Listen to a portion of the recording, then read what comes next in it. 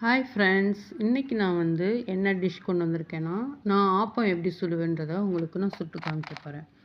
அதுக்கு ஃபஸ்ட்டு தேங்காய் துருவி இந்த மாதிரி மிக்ஸி ஜாரில் போட்டு 2 ஏலக்காய் போட்டு நல்லா அதை கிரைண்ட் பண்ணி இந்த மாதிரி தேங்காய் பால் எடுத்துக்கணும். 2 டைம்ஸ் மட்டும் எடுங்க, அதுக்கு மேலே எடுத்தோம்னா ரொம்ப தண்ணியாக இருக்கும். அப்புறம் ஒரு சிட்டிகை சால்ட்டு போட்டு தேவையான அளவு சுகர் போட்டுட்டு அதை நல்லா கலக்கி விடணும். அப்போ தான் அந்த சுகர் சீக்கிரமாக கரையும். நல்லா இந்த மாதிரி கலக்கிட்டோம்னா தேங்காய் பால் ரெடி ஆயிரும் ஆப்பத்துக்கு.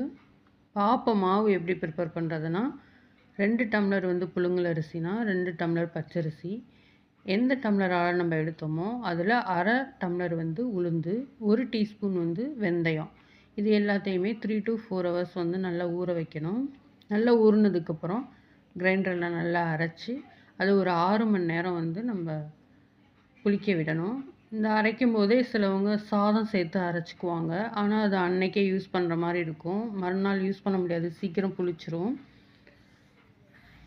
நல்லா புளிச்சதுக்கப்புறமேட்டுக்கு அதை எடுத்து தோசை மாவு மாதிரி கரைக்காமல் கொஞ்சம் தண்ணியாக கரைச்சிக்கணும். தண்ணியாக கரைச்சாதான் இந்த மாதிரி சுற்றுறதுக்கு வரும் அந்த மாவு.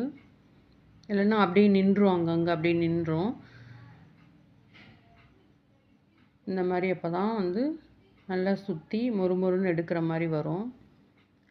2 கரண்டி குழிக்கரண்டி மட்டும் மாவு விடுங்க. அதுக்கு மேலே விட்டோம்னா சென்டரில் போயிட்டு மாவு அதிகமாக நின்றுச்சுன்னா சீக்கிரம் வேகாது. அப்புறம் ஓரமான பகுதி எல்லாமே சீக்கிரம் கருகிடும். இந்த மாதிரி எண்ணெய் தடவி சுட்டு சுட்டு எடுக்கணும். ட்ரை பண்ணி பாருங்கள். தேங்க்யூ.